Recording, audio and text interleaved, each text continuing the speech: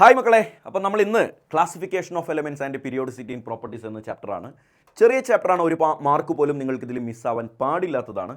നിങ്ങൾക്ക് ആവശ്യമുള്ള മുഴുവൻ കാര്യങ്ങളും കുറഞ്ഞ സമയത്തിനുള്ളിൽ ഞാൻ നിങ്ങളെ പഠിപ്പിച്ചു തരും. വൃത്തിയായിട്ട് അറിയാത്ത കാര്യങ്ങൾ നോട്ട് ചെയ്ത് എൻ്റെ കൂടെ പഠിച്ച് തന്നെ മുന്നോട്ട് പോവുക. അതിനു മുമ്പ് ക്ലാസ്സിലേക്ക് കടക്കുന്നതിന് മുമ്പ് കഴിഞ്ഞ വീഡിയോയിൽ ഞാൻ സൂചിപ്പിച്ചതാണ്, നിങ്ങൾക്ക് പ്ലസ് ടുവിൽ ട്യൂഷൻ ആവശ്യമുണ്ടെങ്കിൽ കേരളത്തിലെ ഏതൊരു പ്ലാറ്റ്ഫോം തരുന്നതിനേക്കാളും ബെസ്റ്റ് ക്ലാസ് നിങ്ങൾക്ക് പ്രൊവൈഡ് ചെയ്യാൻ പറ്റും. ക്ലാസ് എല്ലാ പ്ലാറ്റ്ഫോമുകളും ഒരുപോലെ തരുവാണെങ്കിലും അതിനുശേഷമുള്ള ഫോളോ അപ്പുകളും ഫർദർ ഞങ്ങളുടെ പേരിലുള്ള നിങ്ങൾക്ക് ലഭിക്കുന്ന മെൻറ്റർഷിപ്പുകളുമെല്ലാം വളരെ എക്സ്ട്രീംലി ഡിഫറൻ്റ് ആയിരിക്കും, വളരെ യുണീക്ക് ആയിരിക്കും. ഞങ്ങളുടെ അൾട്ടിമേറ്റ് ക്വസ്റ്റ്യൻ ബാങ്കിനെ ബേസ് ചെയ്തായിരിക്കും നിങ്ങൾക്ക് പ്ലസ് ടുവിൻ്റെ ട്യൂഷൻസ് മുന്നോട്ട് പോവുക. പ്ലസ് ടുവിൽ ഫുൾ മാർക്ക് വാങ്ങിയിട്ട് തല ഉയർത്തി നടക്കാൻ ഒരു മാസത്തേക്ക് നിങ്ങൾക്ക് വെറും 399 രൂപ മാത്രമാണ് ഫീസ് വരുന്നത്. അങ്ങനെ 10 മാസത്തേക്കാണ് ഫീസ് പേ ചെയ്യേണ്ടത്. അതിന് ഈ നമ്പറിൽ കോൺടാക്റ്റ് ചെയ്താൽ നിങ്ങൾക്ക് ഇപ്പോഴേ സീറ്റ് ബുക്ക് ചെയ്യാം. ആകെ 500 വിദ്യാർത്ഥികൾക്ക് മാത്രമേ ഓൺലൈൻ ട്യൂഷനിൽ അഡ്മിഷൻ ഉണ്ടാവുകയുള്ളൂ. 500 വിദ്യാർത്ഥികൾ ഓൾറെഡി അഡ്മിഷൻ ബുക്കിംഗ് സ്റ്റാർട്ട് ചെയ്തിട്ടുണ്ട്. നിങ്ങൾക്ക് ഈ നമ്പറിൽ കോൺടാക്ട് ചെയ്തിട്ട് ചെറിയ എമൗണ്ട് പേ ചെയ്ത് നിങ്ങളുടെ സീറ്റ് ഉറപ്പിച്ചു വെക്കാം. ബാക്കി കാര്യങ്ങളൊക്കെ നിങ്ങളുടെ എക്സാമിന് ശേഷം നോക്കിയാൽ മതിയാകും. സീറ്റ് കൺഫേം ചെയ്യുന്നതിന് ഈ നമ്പറിൽ ഒന്ന് കോൺടാക്ട് ചെയ്യുക. എനിവേ സ്റ്റാർട്ട് ചെയ്യാം നമുക്ക്. ക്ലാസിഫിക്കേഷൻ എന്ന് കേൾക്കുമ്പോൾ തന്നെ നിങ്ങളുടെ മനസ്സിലേക്ക് വരേണ്ട ഒരു 5 കാര്യങ്ങൾ ഇവരാണ്. ഹിസ്റ്ററി, ക്ലാസിഫിക്കേഷൻ്റെ ഹിസ്റ്ററി. ആദ്യമായിട്ട് ആരാണ് ക്ലാസിഫൈ ചെയ്തത്, പിന്നെ ആര്. പ്രധാനമായും പഠിക്കാനുള്ള 5 പേര്. 1 ലോ ഓഫ് ട്രയാഡ്, നിങ്ങൾ കേട്ടിട്ടുള്ള ആളാണ്. 2 ടെലൂറിക് ഹെലിക്സ്, നല്ലൊരു ശതമാനം ആൾക്കാരും കേട്ടിട്ടുണ്ടാവാൻ ചാൻസ് ഇല്ലാത്തതാണ്. 3ാമത്തത് ലോ ഓഫ് ഒക്ടേവ്. 4ാമത്തത് മെൻഡലീവ്സ് പീരിയോഡിക് ടേബിൾ. 5ാമത്തേത് മോഡേൺ പീരിയോഡിക് ലോ. ഇതിൽ മെൻഡലീവിൻ്റെ പീരിയോഡിക് ലോ ആരാ ഉണ്ടാക്കിയത് എന്ന് ചോദിക്കുന്നതിൽ അർത്ഥമില്ല മെൻഡലീവ് തന്നെ. ബാക്കിയുള്ള എല്ലാവരുടെയും പേര് ഓർത്ത് വെച്ചേക്കണേ. ലോ ഓഫ് ട്രയാഡ് ഉണ്ടാക്കിയ ആളുടെ പേരാണ് ഡോബറിനിയർ, മറക്കരുതേ, ഉറപ്പായിട്ടും പഠിച്ചോളണേ. ടെലൂറിക് ഹെലിക്സ് ഉണ്ടാക്കിയ ആളുടെ പേരാണ് ഷാൻ കുർട്ടോയ്സ് എന്നാണ് അദ്ദേഹത്തിൻ്റെ പേര്. ഷാൻ കുർട്ടോയ്സ്. ഡീറ്റെയിൽ ആയിട്ടൊന്നും പഠിക്കാനില്ല, പേരൊന്നും ഓർത്ത് വെച്ചേക്കുക.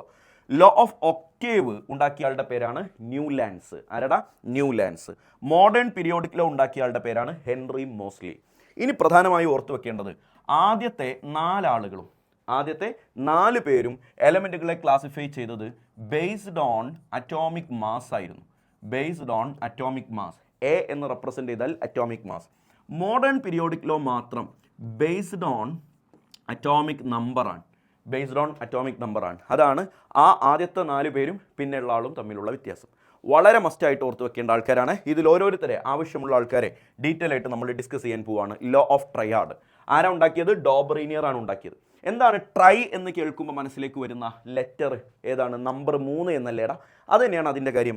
3 എലമെൻറ്റുകളുടെ ഒരു സെറ്റ് അദ്ദേഹം ഉണ്ടാക്കി. Lithium, sodium, potassium. ഒരു എക്സാമ്പിളാണ്, കാണാതെ പഠിച്ചോളണേ. ലിഥിയം, സോഡിയം, പൊട്ടാസ്യം ഒരു ട്രയാഡാണ്.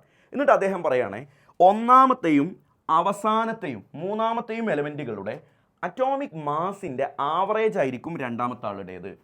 എങ്ങനെ പറഞ്ഞേ? 1ാമത്തെയും 3ാമത്തെയും എലമെൻറ്റുകളുടെ അറ്റോമിക് മാസിൻ്റെ ആവറേജ് ആണ് സെക്കൻഡ് എലമെൻറ്റിന് ഉണ്ടാവുക. അപ്പോൾ ഞാനൊന്ന് ചെക്ക് ചെയ്യുകയാണെ. ലിഥിയത്തിൻ്റെ അറ്റോമിക് മാസ് 7 ആണ്, പ്ലസ് പൊട്ടാസ്യത്തിൻ്റെ അറ്റോമിക് മാസ് 39 ആണ്. ഇതിൻ്റെ ആവറേജ് എങ്ങനെ എടുക്കുക? രണ്ടും കൂട്ടിയിട്ട് /2 എന്ന് എടുക്കുക. അപ്പോൾ 7 + 39 എത്ര? 46. /2 എന്ന് പറഞ്ഞാൽ എത്രയാണ്? 23. കറക്റ്റാണ്. 2ാമത്തെ ആളുടെ അറ്റോമിക് മാസ് 23 വരുന്നുണ്ട്. അപ്പോൾ എന്താണ് ലോ ഓഫ് ട്രയാഡ് എന്ന് ചോദിച്ചാൽ പറഞ്ഞോ, atomic mass of middle element is the average of atomic masses of first and third elements. First third എലമെൻറ്റുകളുടെ അറ്റോമിക് മാസിൻ്റെ ആവറേജ് ആണ് മിഡിൽ എലമെൻറ്റിന് ഉണ്ടാവുക എന്ന നിയമത്തിൻ്റെ പേരാണ് എന്ത് പറ? Law of triad. ഈ ലോ ഓഫ് ട്രയാഡിൻ്റെ ഒരു ഡീമെറിറ്റ് എന്താണെന്ന് വെച്ചാൽ, പരീക്ഷയ്ക്ക് ചിലപ്പോൾ ചോദിച്ചേക്കും, ലോ ഓഫ് ട്രയാഡിൻ്റെ ഒരു ഡീമെറിറ്റ് എന്താണെന്ന് വെച്ചാൽ, ഒരുപാട് എലമെൻറ്റുകളിൽ വളരെ കുറച്ച് എലമെൻറ്റുകൾക്ക് മാത്രമേ ലോ ഓഫ് ട്രയാഡ് ആപ്ലിക്കബിൾ ആവുകയുള്ളൂ എന്നതാണ്. Only applicable four very few number of elements. വളരെ കുറച്ച് എലമെൻറ്റുകൾക്ക് മാത്രമേ ലോ ഓഫ് ട്രയാഡ് ആപ്ലിക്കബിൾ ആവുകയുള്ളൂ എന്നതാണ് അതിൻ്റെ ഡീമെറിറ്റ്. ഓർത്ത് വെച്ചു. വളരെ ഇമ്പോർട്ടൻ്റ് ആണ് ലോ ഓഫ് ഒക്ടേവ്. ന്യൂലാൻഡ് എന്ന സയൻറ്റിസ്റ്റാണ് ലോ ഓഫ് ഒക്ടേവ് ഉണ്ടാക്കിയത്. അതിനിടയിലുള്ള ടെലൂറിക് ഹെലിക്സിനെ കുറിച്ച് ഡീറ്റെയിൽ ആയിട്ട് ക്വസ്റ്റ്യൻ വരാറില്ല. അപ്പോൾ ലോ ഓഫ് ഒക്ടേവ് ഒന്ന് ശ്രദ്ധിച്ചോളൂ.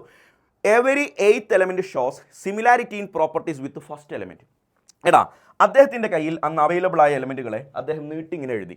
അപ്പോൾ ആദ്യം വന്നത് ലിഥിയം, പിന്നെ വന്നത് ബെറിലിയം, പിന്നെ boron, carbon, nitrogen, oxygen, fluorine. അന്ന് നോബിൾ ഗ്യാസിനെ കണ്ടെത്തിയിട്ടില്ല. അപ്പോൾ അവിടെ നിയോൺ ഇല്ല. നിയോൺ കഴിഞ്ഞിട്ട് അടുത്ത ആൾ sodium, magnesium, aluminium, silicon, phosphorus, sulphur, chlorine. വീണ്ടും ആർഗൺ ഇല്ല. ആർഗൺ ആരാ? നോബിൾ ഗ്യാസാ, അന്ന് കണ്ടെത്തിയിട്ടില്ല. അത് കഴിഞ്ഞ് പൊട്ടാസ്യം, കാൽസ്യം. ഇങ്ങനെയാണ് അദ്ദേഹത്തിൻ്റെ ലോ ഓഫ് ഒക്ടേവിൻ്റെ അഥവാ ന്യൂലാൻഡിൻ്റെ കയ്യിലുള്ള എലമെൻറ്റുകൾ. എന്നിട്ട് അദ്ദേഹം പറയുകയാണെ ഒന്നാമത്തെയും എട്ടാമത്തെയും എലമെൻറ്റുകൾക്ക് സെയിം പ്രോപ്പർട്ടി ആയിരിക്കും എന്ന നിയമത്തിൻ്റെ പേരാണ് ലോ ഓഫ് ഒക്ടേവ്. ഒക്ടേവ് എന്ന് കേൾക്കുമ്പോൾ തന്നെ 8 എന്ന് മനസ്സിലേക്ക് വരുമല്ലോ. ഓക്കെ, ഫസ്റ്റ് ആൻഡ് എയ്ത്ത് എലമെൻറ്റിന് സെയിം പ്രോപ്പർട്ടി ആയിരിക്കും. Every eighth element show similarity in properties with first element. അപ്പോൾ എങ്ങനെയാണെന്ന് അറിയടാ, ഈ നൈട്രജനെ കണ്ടോ നിങ്ങൾ? ഈ നൈട്രജനുമായിട്ട് സിമിലർ പ്രോപ്പർട്ടി ഉള്ള വേറെ ഒരാളെ കണ്ടെത്താൻ പറഞ്ഞാൽ നമ്മൾ എന്താ ചെയ്യുക അറിയോ? ആ നൈട്രജന് 1 നിന്നുക, എന്നിട്ട് അവിടെ നിന്ന് അങ്ങോട്ട് എണ്ണി വെക്കുക. എട്ടാമത്തെ ആൾ 2 3 4 5 6 7 8. ആരാ വന്നത്? ഫോസ്ഫറസ്.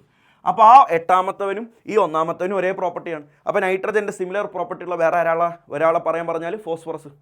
മനസ്സിലായല്ലോ. അപ്പോൾ ഇനിയിപ്പോൾ സോഡിയത്തിൻ്റെ സിമിലർ പ്രോപ്പർട്ടി ഉള്ള ഒരാളെ കണ്ടെത്താൻ പറഞ്ഞാൽ സോഡിയത്തിന് 1 എന്ന് കൊടുത്തിട്ട് അങ്ങോട്ട് എണ്ണുക. അപ്പോൾ 8 വരെ എണ്ണും. 1 2 3 4 5 6 7 8 കണ്ടോ? സോഡിയത്തിൻ്റെ സിമിലർ പ്രോപ്പർട്ടി ഉള്ള വേറെ ആളെ കാണാൻ പറഞ്ഞാൽ പൊട്ടാസ്യം. അങ്ങനെ എല്ലാ എട്ടാമത്തെ എലമെൻറ്റിനും ഒന്നാമത്തെ എലമെൻറ്റുമായിട്ട് പ്രോപ്പർട്ടീസിൽ സിമിലാരിറ്റി ഉണ്ടെന്ന് കണ്ടെത്തിയ ആ നിയമത്തിനെ ഞങ്ങൾ ശാസ്ത്രജ്ഞന്മാർ വിളിച്ച പേരാണ് പറ ലോ ഓഫ് ഒക്ടേവ്. മോനെ, ലോ ഓഫ് ഒക്ടേവിൻ്റെ 2 ഡിമെറിറ്റ് ഉറപ്പായും പരീക്ഷയ്ക്ക് ചോദിക്കാറുണ്ട്. ലോ ഓഫ് ഒക്ടേവിൻ്റെ 2 ഡിമെറിറ്റ് മസ്റ്റ് ട്രൈ ഐറ്റമാണ് ലോ ഓഫ് ഒക്ടേവിൻ്റെ 2 ഡിമെറിറ്റ്. ഒന്ന് എന്താണെന്ന് അറിയോടാ? ഒന്ന്, ഇതിനിടയിൽ പാരില്ല, നോബിൾ ഗ്യാസ് ഇല്ല. അങ്ങനെ പിൽക്കാലത്ത് നോബിൾ ഗ്യാസിനെ കണ്ടെത്തിയപ്പോൾ ഇതിൻ്റെ ഇടയിലൊക്കെ നോബിൾ ഗ്യാസിനെ തിരികേണ്ടി വന്നു. അപ്പോൾ എട്ടാമത്തെ എലമെൻറ്റിന് സെയിം പ്രോപ്പർട്ടി ആണെന്ന വാദം പൊളിഞ്ഞു. പിന്നെ 9ാമത്തെ എലമെൻറ്റ് ആയിപ്പോയില്ലേ? എടാ, ഇനിയിപ്പോൾ ഒരു നോബിൾ ഗ്യാസ് ഇവിടെയാണ് വരിക. അപ്പോൾ ഇവിടെ നിന്ന് ഇങ്ങനെ എണ്ണി പോകുമ്പോൾ ഈ 3 കഴിഞ്ഞ് ഇത് 4 അല്ല, പിന്നെ 5 ആയിരിക്കും. അതിൻ്റെ ഇടയിൽ ഒരാളും കൂടി വരും. അപ്പോൾ ആ എട്ടാമത്തെ എലമെൻറ്റ് സിമിലർ പ്രോപ്പർട്ടി ആണെന്ന വാദം അതോടെ പൊളിഞ്ഞു. ആരുടെ? നോബിൾ ഗ്യാസിൻ്റെ കണ്ടെത്തലോടുകൂടെ. അടുത്തൊരു ഡീമെറിറ്റ് ഭയങ്കര രസമാണ്. ഈ കാൽസ്യം ഇല്ലേടാ, കാൽസ്യത്തിന് ശേഷം വരുന്ന എലമെൻറ്റുകൾക്ക് ആർക്കും തന്നെ ഈ ലോ ബാധകമല്ല. അപ്പോൾ കാൽസ്യം വരെയുള്ള എലമെൻറ്റുകൾക്ക് മാത്രമേ ഇത് ആപ്ലിക്കബിൾ ആവുകയുള്ളൂ എന്നതാണ് രണ്ടാമത്തെ ഡീമെറിറ്റ്. പഠിച്ചു വെച്ചോ. Demerits of law of octave. ഒന്നെന്താ? Discovery of noble gases. Noble ഗ്യാസിനെ കണ്ടെത്തിയത് ഡിമോളിഷ്ഡ് ദി ലോ. ഈ ലോയെ തകർത്ത് തരിപ്പണമാക്കി. അടുത്തത് only applicable for elements up to calcium. Calcium വരെയുള്ള എലമെൻറ്റുകൾക്ക് മാത്രമേ ഇത് ആപ്ലിക്കബിൾ ആവുകയുള്ളൂ. അടുത്തതായിട്ട് മെൻഡലീവിൻ്റെ പീരിയോഡിക് ലോ. ഏതുറക്കത്തിൽ ചോദിച്ചാലും പറയാൻ പറ്റണം. Physical and chemical properties of elements are periodic functions of their atomic mass. പൊന്നുമക്കളെ, വീഡിയോ ഒന്ന് പോസ് ചെയ്ത് വെച്ചിട്ട് ഈ ഡയലോഗ് കാണാതെ പഠിച്ചിട്ട് മാത്രമേ ഇനി നിങ്ങൾ ഈ വീഡിയോ കണ്ടിന്യൂ ചെയ്യാവൂ. അല്ലാതെ ഗുണമില്ല മോനെ, കാണാതെ പഠിക്കും. എന്താടാ? Physical and chemical properties of elements are periodic functions of their atomic mass. ഇതിലേറ്റവും most important line atomic mass എന്ന വേർഡാണ്. ആ അറ്റോമിക് മാസ് എന്ന വാക്ക് മാറ്റിയിട്ട് അറ്റോമിക് നമ്പർ എന്നാക്കി കഴിഞ്ഞാൽ മോഡേൺ പീരിയോഡിക് ലോ ആയി. ഇത് മെൻഡലീവ്സ് പീരിയോഡിക് ലോ.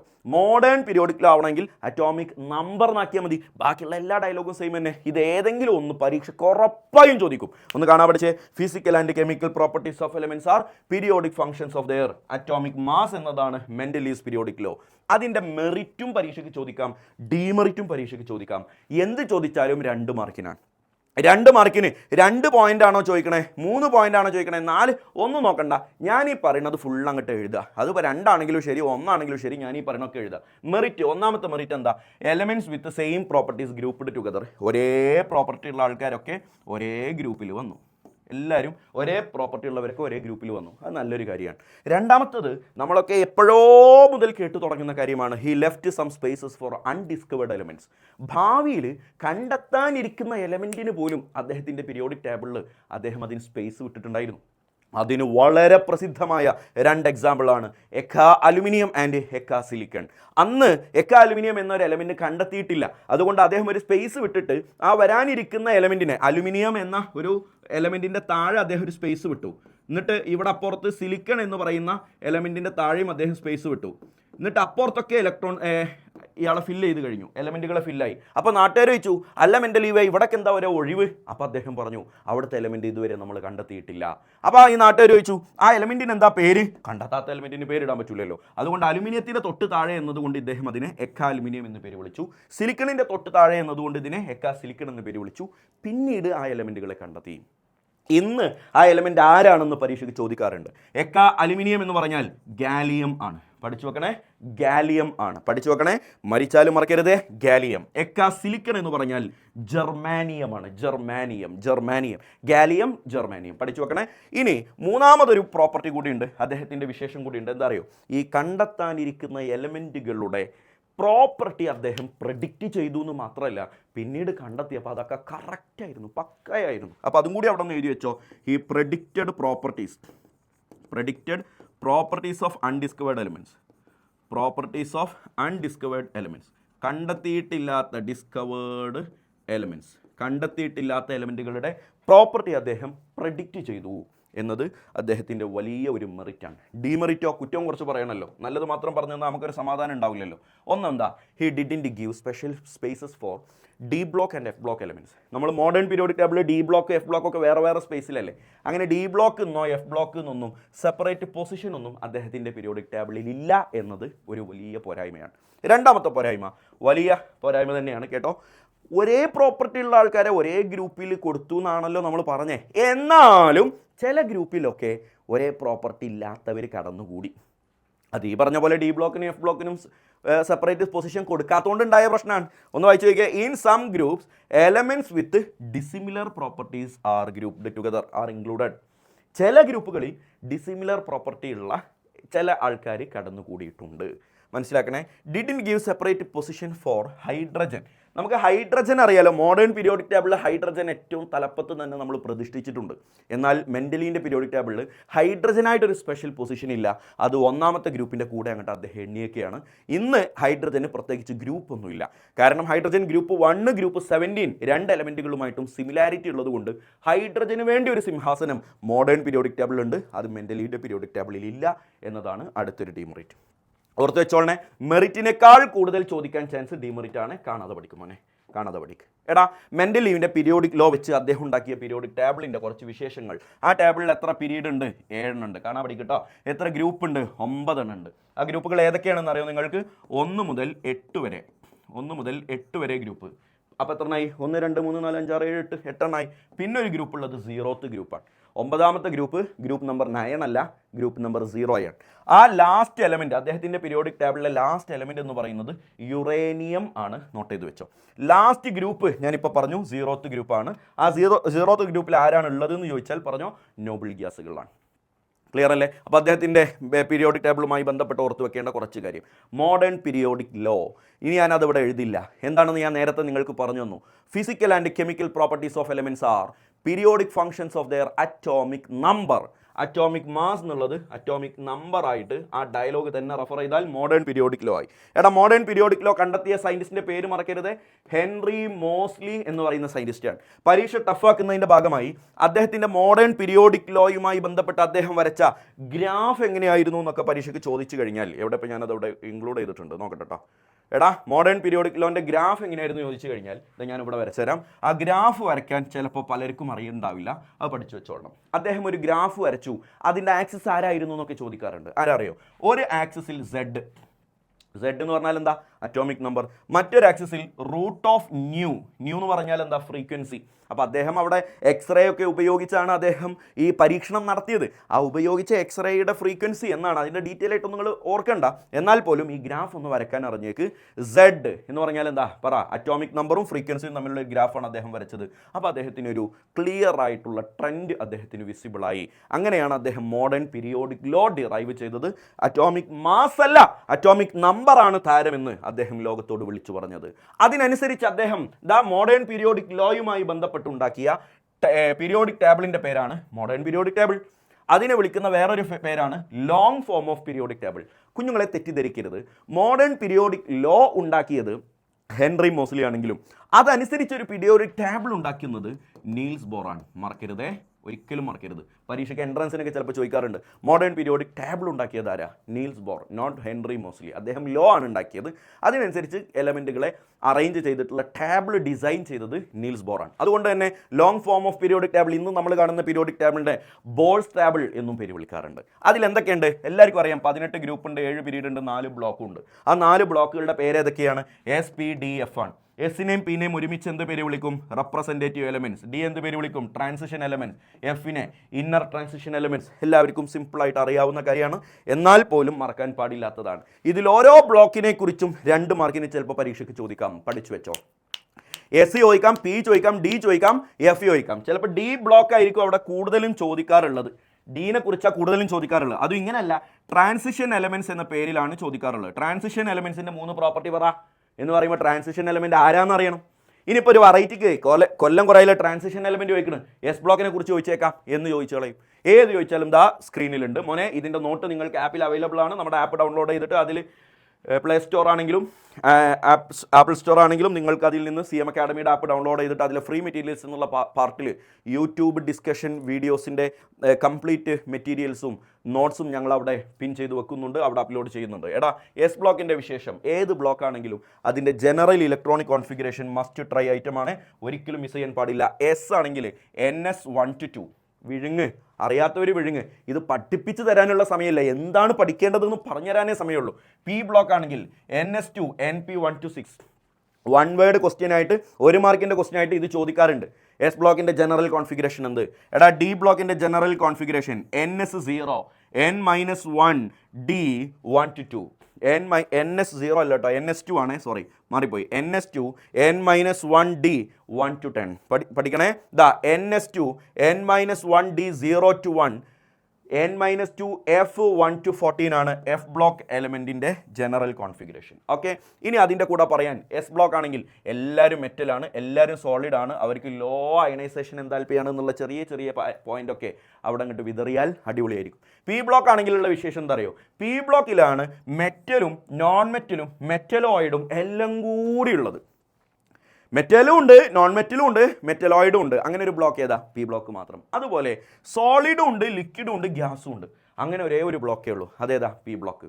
റൂം ടെമ്പറേച്ചറിൽ, റൂം കണ്ടീഷൻസിൽ, സ്റ്റാൻഡേർഡ് കണ്ടീഷൻസിൽ സോളിഡായിട്ടും ലിക്വിഡായിട്ടും ഗ്യാസ് ആയിട്ടും എക്സിസ്റ്റ് ചെയ്യുന്ന kind of group of elements ഉള്ളത് പി ബ്ലോക്കിലാണ്. ഡി ബ്ലോക്കിൻ്റെ വളരെ പ്രധാനപ്പെട്ട 3 പോയിന്റ് ഓർത്ത് വെക്കണേ. They can form coloured compounds. അവർക്ക് കളേർഡ് കോമ്പൗണ്ടുകൾ ഉണ്ടാക്കാൻ പറ്റും. 10ാം ക്ലാസ് മുതൽ കേൾക്കണതാണ്, ഒന്ന് ഓർത്ത് വെച്ചാൽ മതി. അവർക്ക് വേരിയബിൾ ഓക്സിഡേഷൻ സ്റ്റേറ്റ് ഉണ്ട്, must try variable oxidation state ഉണ്ട്. ആക്ട് ആസ് കാറ്റലിസ്റ്റ്, ഒരു റിയാക്ഷൻ്റെ സ്പീഡ് കൂട്ടാനുള്ള കാറ്റലിസ്റ്റ് ആയിട്ട് ആക്ട് ചെയ്യാനുള്ള കഴിവുണ്ട്. ഈ ഇന്നർ ട്രാൻസിഷൻ എലമെൻറ്റ്സ് എന്ന എഫ് ബ്ലോക്കിൻ്റെ വിശേഷം ഒന്ന് ജനറൽ കോൺഫിഗറേഷൻ, എല്ലാവരും മെറ്റലാണ്. നേരത്തെ പറഞ്ഞ പോലെ അവർക്കും large number of oxidation States R possible. Variable oxidation state D ബ്ലോക്കിന് മാത്രമല്ല എഫ് ബ്ലോക്കിനും പോസിബിൾ ആണ്. ഓക്കെ അല്ലേടാ? ഇനി മെറ്റൽസും നോൺ മെറ്റൽസും തമ്മിലുള്ള ഡിഫറൻസ് ചിലപ്പോൾ ചോദിച്ചു കളയും. സിമ്പിളാണ്, ഓർത്ത് വെച്ചോ. ലോകത്തുള്ള 118 എലമെൻറ്റുകളിൽ 78% എലമെൻറ്റുകളും മെറ്റലാണ്. Most of the elements are metals. അവർക്ക് ലോ അയണൈസേഷൻ എന്താൽപ്പിയാണ്, എന്നാൽ ഹൈ മെൽട്ടിംഗ് പോയിന്റും ബോയിലിംഗ് പോയിന്റാണ്. ഉരുക്കാനും മെൽട്ടാക്കാനും കത്തിച്ച് അവരെ ഗ്യാസാക്കി മാറ്റാനൊക്കെ ഭയങ്കര ടാസ്ക്കാണ്. മെറ്റൽസ് ഹൈ മെൽട്ടിംഗ് പോയിന്റും ബോയിലിംഗ് പോയിന്റുമാണ്. മാലിയബിൾ ആണ്, ഡക്റ്റൈൽ ആണ്. അർത്ഥം അറിയാലോ? അടിച്ചാൽ പരന്നു പോകുന്നത്, വലിച്ചാൽ നീണ്ടു പോകുന്നത്. മാലിയബിൾ ആൻഡ് ഡക്റ്റൈൽ, അല്ലാതെ പൊടിഞ്ഞു പോകുന്നതല്ല. ഇപ്പോൾ ഒരു ചോക്കിൻ്റെ പീസ്, ഒരു ചോക്കിൻ്റെ കഷ്ണം എടുത്തിട്ട് ഞാൻ അതിന് ഒരു അടി അടിച്ചാൽ അത് പൊടിഞ്ഞാണ് പോകും. That is called brittle. അതാരുടെ വിശേഷമാണ്? Non metals. എന്നാൽ ഒരു ഇരുമ്പിൻ്റെ കമ്പി എടുത്തിട്ട് ഇങ്ങനെ വലിച്ചു കഴിഞ്ഞാൽ അത് പൊട്ടുകയല്ല, അതിങ്ങനെ നീണ്ടു പോവുക ചെയ്യാണ്. That is called ductile. Malleable, അടിച്ചു കഴിഞ്ഞാൽ അതിങ്ങനെ പരന്ന് കിടക്കുക ചെയ്യുക, അല്ലാതെ പൊടിഞ്ഞു പോവില്ല. മാലിയബിൾ ആൻഡ് ഡക്റ്റൈലാണ്. നോൺ മെറ്റൽസിൻ്റെ വിശേഷങ്ങൾ ഇതിൻ്റെ ഓപ്പോസിറ്റ് പറഞ്ഞോ. ലോ അയണൈസേഷൻ എന്താൽപ്പി, അവിടെ high ionisation enthalpy, high melting point, low melting point, malleable and ductile, ഇവിടെ ബ്രിട്ടിൽ. ഒന്ന് ഓർത്ത് വെച്ചേക്കണേ, ചിലപ്പോൾ പരീക്ഷയ്ക്ക് ചോദിക്കാൻ ചാൻസ് ഉണ്ട്. എടാ പീരിയോഡിക് ടേബിളിൽ 118 എലമെൻറ്റുകളിൽ റൂം ടെമ്പറേച്ചറിൽ ലിക്വിഡായി എക്സിസ്റ്റ് ചെയ്യുന്ന 2 ആളേ ഉള്ളൂ. അതാരൊക്കെയാണെന്ന് അറിയോ? ഒന്ന് ബ്രോമിനും മറ്റൊന്ന് മെർക്കുറിയുമാണ്. ബ്രോമിൻ ആൻഡ് മെർക്കുറി 2 ലിക്വിഡേ ഉള്ളൂ, ഒന്ന് ബ്രോമിനും മെർക്കുറിയും. ഇതിൽ തന്നെ ബ്രോമിൻ എന്ന് പറയുന്ന ആൾ നോൺ മെറ്റലാണ്, മെർക്കുറി എന്ന് പറയുന്ന ആൾ മെറ്റലാണ്. അപ്പോൾ എന്ത് മനസ്സിലായി? പരീക്ഷയ്ക്ക് എങ്ങാനും the only one liquid metal എന്ന് എടുത്തു ചോദിച്ചാൽ മെർക്കുറിയാണ്, ലിക്വിഡ് നോൺ മെറ്റൽ എന്ന് എടുത്തു ചോദിച്ചാൽ ബ്രോമിനാണ്. ഓർത്ത് വെച്ചേക്കണേ, കൂട്ടത്തിലൊരു എക്സ്ട്രാ പോയിന്റ് ആയിട്ട് അവിടെ കിടന്നോട്ടെ. മോനെ, IUPSC നെയിമിൻ്റെ കഥ നിങ്ങൾക്കറിയാലോ. 0 മുതൽ 9 വരെയുള്ള നമ്പർ, ഇനി ഒരു എലമെൻറ്റ് കണ്ടെത്തി. ആ എലമെൻറ്റിൻ്റെ അറ്റോമിക് നമ്പർ 134 ആണെങ്കിൽ ആ എലമെൻറ്റിന് പേരിടുന്നത് കുറച്ച് കാലത്തേക്ക് IUPSC ആണ്. എന്താണ് പേര്? 134 എന്നാണ് നമ്പർ. അപ്പോൾ 1-ന് നമ്മൾ എന്ത് കൊടുക്കും? അൺ എന്ന് കൊടുക്കും, ശരിയല്ലേ? അൺ എന്ന് കൊടുക്കും. 3-ക്ക് എന്ത് കൊടുക്കും? ട്രൈ എന്ന് കൊടുക്കും. അപ്പോൾ അൺ ട്രൈ. 4 വന്നാൽ ക്വാഡ് എന്നാണ് കൊടുക്കുക, ക്വാഡ്. എന്നിട്ട് അവസാനം ഒരു IUM ചേർക്കുക. അപ്പോൾ അയാളുടെ പേരെന്താ? അൺ ട്രൈ ക്വാഡിയം. എന്താണ്? അൺ ട്രൈ ക്വാഡിയം. ഓക്കെ അല്ലേ? 102-ന് എന്താ പേര് കൊടുക്കുക? നിങ്ങളൊന്ന് വീഡിയോ പോസ്റ്റ് ചെയ്തിട്ട് ഒറ്റയ്ക്ക് കൊടുത്തു നോക്കിയേ. അൺനിൽ ബയ്യം എന്നാണ് അദ്ദേഹത്തിന് പേര് കൊടുക്കുക. അപ്പോൾ ഇത് നിങ്ങൾ വളരെയധികം കേട്ടിട്ടുള്ളൊരു സാധനമായിരിക്കും. ഞാനൊന്ന് ജസ്റ്റ് വായിച്ചു തരാം, ഇത് നിർബന്ധമായിട്ട് അറിയണം. Nil, un, bi, tri, quad, pent, hex, sept. 7-ന് സെപ്റ്റ് ആണ്, ഓർക്കണേ. 8-ന് ഒക്ട്, 9-ന് എൻ. ചിലപ്പോൾ പേര് വന്നിട്ട് അറ്റോമിക് നമ്പർ ചോദിക്കും. പണ്ട് പരീക്ഷയ്ക്ക് ചോദിച്ചിട്ടുള്ള ആളാണ് അണ്ണിൽ ഉണ്ണിയം. ആരാ? അണ്ണിൽ ഉണ്ണിയം. അണ്ണിൽ അണിയം എന്നാണ് വായിക്കേണ്ടത്. ഓക്കെ, എത്രയാണ് അറ്റോമിക് നമ്പർ? അൺ 1, ശരിയല്ലേ? നിൽ 0, വീണ്ടും അൺ 1, ഇനി അതിൻ്റെ സിമ്പിളൊക്കെ ചോദിച്ചോളാം. സിമ്പിൾ എന്ന് പറഞ്ഞാൽ അതിലെ ഫസ്റ്റ് ലെറ്റർ ഇങ്ങനെ കൂട്ടിയിട്ടാൽ മതി. നോക്കിക്കേ, ആൺ നിൽ ബയ്യം UNB, അതിൽ ഓരോന്നിലും ഫസ്റ്റ് ലെറ്റർ. ആൺ ട്രൈ കോഡിയം UTQ, മനസ്സിലായില്ലേ? ആൺ നീൽ അണ്യം, ആൺ നീൽ അൺ UNU. ഇതിൻ്റെ സിമ്പിളൊക്കെ ചോദിച്ചാളെയും വെറുതെ ഒരു ചോദിച്ച് കിട്ടിയാൽ അടിച്ചു പൊളിക്കാവുന്ന ഒരു ക്വസ്റ്റ്യൻ, സിമ്പിൾ. ഇത് ഞാൻ നേരത്തെ നിങ്ങൾക്ക് വരച്ചു തന്ന ആളാണ്, ഹെൻറി മോസ്ലിയുടെ ഗ്രാഫ്. അത് സ്ഥലം മാറി വന്നതാണ്. Find group period and block. എടാ ഗ്രൂപ്പും പീരീഡും ബ്ലോക്കും ചോദിച്ചാലേ നിങ്ങൾ നിർബന്ധമായും അറിഞ്ഞിരിക്കേണ്ട കാര്യം, എടാ ഗ്രൂപ്പ് കാണാൻ എന്ത് ചെയ്യണം, ബ്ലോക്ക് കാണാൻ എന്ത് ചെയ്യണം, പീരീഡ് കാണാൻ എന്ത് ചെയ്യണം. ഞാൻ ആദ്യം ഇവിടെ എഴുതി തരാം. പീരീഡ് കാണാൻ ആയിക്കോട്ടെ, ഇതാ ലാർജസ്റ്റ് ഷെൽ നമ്പർ കാണണം, largest shell number. Okay, block കാണാൻ ലാസ്റ്റ് ലെറ്റർ നോക്കിയാൽ മതി, ലാസ്റ്റ് ലെറ്റർ. ഗ്രൂപ്പ് കാണാൻ SPDF ബ്ലോക്കുകൾ ഏതാണെന്ന് അറിയണം, പഠിച്ചോ. S ആണെങ്കിൽ X, P ആണെങ്കിൽ X+12, D ആണെങ്കിൽ X+2, F ആണെങ്കിൽ 3. ഇതെന്താണെന്ന് ഞാൻ എക്സാമ്പിൾ ചെയ്യുമ്പോൾ കാണിച്ചു തരാം. ഇപ്പോൾ അറിയാത്തവർ എഴുതി തീർന്നോ, അത് കഴിഞ്ഞതിന് ശേഷം ഇങ്ങോട്ട് ശ്രദ്ധിച്ചാൽ മതി. വീഡിയോ പോസ് ചെയ്തിട്ട് എഴുത്ത് ഫുള്ളാക്കി എന്നിട്ട് ശ്രദ്ധിക്കും മോനെ. Z15 atomic number 15. അപ്പോൾ എങ്ങനെയാണ് നമ്മൾ ഇലക്ട്രോണിക് കോൺഫിഗറേഷൻ എഴുതുക? 1s2 2s2 2p6 10 3s2 അപ്പോൾ എത്രണ്ണായി? 12 3p3 അപ്പോൾ എത്രണ്ണായി? 15 ഇലക്ട്രോണിക് കോൺഫിഗറേഷൻ എഴുതി വെക്കുക. ഇനി അതിൻ്റെ ബ്ലോക്ക് പീരീഡ് ഗ്രൂപ്പൊക്കെ ഞാനൊന്ന് കാണാൻ പോവാണേ. ആദ്യം ഞാൻ അതിൻ്റെ പീരീഡ് പറയാണ്. എടാ പീരീഡ് എന്ന് പറഞ്ഞാൽ ലാർജസ്റ്റ് ഷെൽ നമ്പറാണ്. എന്താണ് ഈ ഷെൽ നമ്പർ? 1s-ലെ 1, 2s-ലെ 2, 2p-ലെ 2, 3s-ലെ 3, 3p-ലെ 3. ഇതാണ് ഷെൽ നമ്പർ. ഇതിൽ ഏറ്റവും വലുത് ഏത് എന്നാണ് ചോദ്യം. ഏറ്റവും വലുത് 3, 1 2 3 എന്നല്ല ഇവിടെ വരുന്നത്. അപ്പോൾ 3 ആണ് ഏറ്റവും largest shell number. So period 3 ആണ്. ഇനി ബ്ലോക്ക് ചോദിച്ചാൽ ലാസ്റ്റ് ലെറ്റർ ഇതിങ്ങനെ എഴുതി പോകുമ്പോൾ ലാസ്റ്റത്തെ ലെറ്റർ P, അവസാനത്തെ ഇലക്ട്രോൺ എങ്ങോട്ടാണോ വരുന്നത് അവനാണ് ലാസ്റ്റ് ലെറ്റർ, അത് അയാളാണ് ബ്ലോക്ക്. ഗ്രൂപ്പ് ചോദിച്ചാൽ ഇതേതാ ബ്ലോക്ക് എന്ന് ആദ്യം നോക്കണം. ബ്ലോക്ക് P ബ്ലോക്കാണ്. അപ്പോൾ P ബ്ലോക്കിൻ്റെ ഇക്വേഷൻ എന്താ? X+12. എക്സിൻ്റെ കൂടെ 12 കൂട്ടണം. എന്താണ് എക്സ് എന്നറിയോ? അവസാനത്തെ ഓർബിറ്റിലുള്ള ഇലക്ട്രോണിൻ്റെ എണ്ണമാണ് എക്സ്. ഇതാണ് എക്സ്. അപ്പോൾ ഈ ഇലക്ട്രോണിക് കോൺഫിഗറേഷനിൽ എക്സ് എത്ര? 3 ആണ്. പ്ലസ് 12 കൂട്ടണം. So total 15. 15ാമത്തെ ഗ്രൂപ്പാണെന്ന് മനസ്സിലായി. ഇനി നോക്കിയേ, Z22 ഉണ്ട്. നമുക്കൊന്ന് ചെയ്ത് നോക്കാം. 1s2 2s2 2p6 3s2 3p6 ഇങ്ങനെയല്ലേടാ വരിക. അപ്പോൾ എത്രണ്ണായി? 18. ഇനി അടുത്തത് 3p കഴിഞ്ഞാൽ പിന്നെ 4s2 ആണ്. അത് കഴിഞ്ഞ് അപ്പോൾ എത്രയായി? 20. ശരിയല്ലേടാ? നമുക്കൊരു കാര്യം ചെയ്യാം, ഇത് 20 ആക്കാം. നമ്മൾ ഒരു ഡിഫറൻറ്റ് ബ്ലോക്ക് കിട്ടും. ഇതാ Z=20 ആണ് നമ്മളിപ്പോൾ ചെയ്യണത്. അപ്പോൾ 20ൽ ഇവിടെ നിന്നു. ഒരു കാര്യം ചെയ്യാം, ഇതിൻ്റെ ബ്ലോക്ക് പീരീഡ് ഗ്രൂപ്പൊക്കെ ഒന്ന് കാണാം. ആദ്യം നമ്മൾ പീരീഡ് കാണാൻ പോവാണ്. പീരീഡ് കാണാൻ ലാർജസ്റ്റ് ഷെൽ നമ്പർ എടുക്കുക. 1 2 2 3 3 4. ആരാ? 4 ആണ് largest shell number. So period 4. Block ചോദിച്ചാൽ ലാസ്റ്റ് ലെറ്റർ എസ്സിലാണ് ഇലക്ട്രോൺ വന്നത്. So S. ഗ്രൂപ്പ് ചോദിച്ചാൽ എസ് ബ്ലോക്ക് ആണെങ്കിൽ എക്സ് ഇറ്റ്സെൽഫ്. എക്സ് എത്ര? ഇവിടുത്തെ ഇലക്ട്രോണിൻ്റെ എണ്ണം 2. കളി മനസ്സിലായില്ലേ? ഇത് ഞാൻ നിങ്ങളെ ഏൽപ്പിക്കുകയാണ്. വീഡിയോ പോസ് ചെയ്തിട്ട് എല്ലാവരും ചെയ്ത് നോക്കുക. ആൻസർ ഇവിടെ ഉണ്ടാകും. 1s2 2s2 2p6 3s2 3p6 4s2 3d5 എന്നാണ് ഇതിൻ്റെ ഇലക്ട്രോണിക് കോൺഫിഗറേഷൻ വരിക. അപ്പോൾ ഇനി ഞാൻ കൂടുതൽ കഥ പറയുന്നില്ല, പെട്ടെന്ന് പറയാണ്. ഇതിൻ്റെ പീരീഡ് ഏതാണെന്ന് ചോദിച്ചാൽ 4 എന്ന് വരും, കാര്യം ലാർജസ്റ്റ് ഷെൽ നമ്പർ ഈസ് 4. ഇതിൻ്റെ ബ്ലോക്ക് ഏതാണെന്ന് ചോദിച്ചാൽ D എന്ന് വരും, കാര്യം ലാസ്റ്റ് ലെറ്റർ ഈസ് D. ഇതിൻ്റെ ഗ്രൂപ്പ് ഏതാണെന്ന് ചോദിച്ചാൽ 7 എന്ന് വരും, കാരണം എക്സിൻ്റെ വാല്യൂ 5 ആണ്. അതിൽ കൂടെ 2 കൂട്ടിയാൽ ബ്ലോക്ക് മീൻസ് ഗ്രൂപ്പ് കിട്ടും. മനസ്സിലായില്ലേ? ഇതുപോലത്തെ ക്വസ്റ്റ്യൻസ് ആണ് നിങ്ങൾക്ക് ഈ ടൈപ്പ് മേഖലയിൽ നിന്ന് ചോദിക്കുക. പീരിയോഡിസിറ്റി ഈ ചാപ്റ്ററിൻ്റെ ഒരു സെക്കൻഡ് ഹാഫാണ് മോനെ പീരിയോഡിസിറ്റി. മോനെ atomic radius, ionic radius, metallic character, ionisation enthalpy, electron gain enthalpy, electronegativity. ഇതാണ് 6 പീരിയോഡിസിറ്റി. ഡൗൺ ദി ഗ്രൂപ്പ് കൂടുകയാണോ കുറയാണോ, എലോങ് ദി പീരീഡ് കൂടുകയാണോ കുറയാണോ എന്നൊക്കെ പഠിച്ചിട്ട് കൺഫ്യൂഷൻ ആക്കി കളയും കുട്ടികൾ. ആ കൺഫ്യൂഷൻ ഇന്നത്തോടെ ഒരു തീരുമാനമാകും. മക്കളെ ശരിക്കും ശ്രദ്ധിച്ച് പഠിച്ചോ. ഞാൻ ഈ പറയും പോലെ പഠിച്ചാൽ നിങ്ങൾക്ക് ഇനി ഇതിന് ഫർദർ കൺഫ്യൂഷൻസ് ഒന്നുമില്ല. ഞാനിതിനെ 2 കോളമാക്കി. ആദ്യത്തെ 3 എണ്ണം ഈ കോളത്തിൽ കാണാതെ പഠിക്കുക. Atomic radius, ionic radius, metallic character. ആ കോളത്തിലുള്ള ആൾക്കാർ ഓർഡറിൽ കാണാതെ പഠിക്കുക. Ionisation enthalpy, electron gain enthalpy, electronegativity. ഈ കോളത്തിൻ്റെ ഹെഡിങ് ഒന്ന് വായിച്ചു നോക്കടാ. Down the group increases, down the group increases, along the period decreases എന്നാണ് ഗ്രൂപ്പിൻ്റെ എലോങ് ദി പീരീഡ് ഡിക്രീസസ്. ഈ ടേബിളിൻ്റെ ഹെഡിങ് അതാണ്. Down the group increases, along the period decreases. Heading ആണ്, കാണാൻ പഠിക്കും. ഈ 3 പേരുടെയും പ്രോപ്പർട്ടി ഇങ്ങനെയാണ്. ഡൗൺ ദി ഗ്രൂപ്പ് ഇൻക്രീസസ്, താഴേക്ക് വരുന്നതിനനുസരിച്ച് സൈസ് കൂടി വരും. അതുകൊണ്ട് അറ്റോമിക് റേഡിയസ് ഈ ട്രെൻഡ് ഫോളോ ചെയ്യുന്നവരാണ്.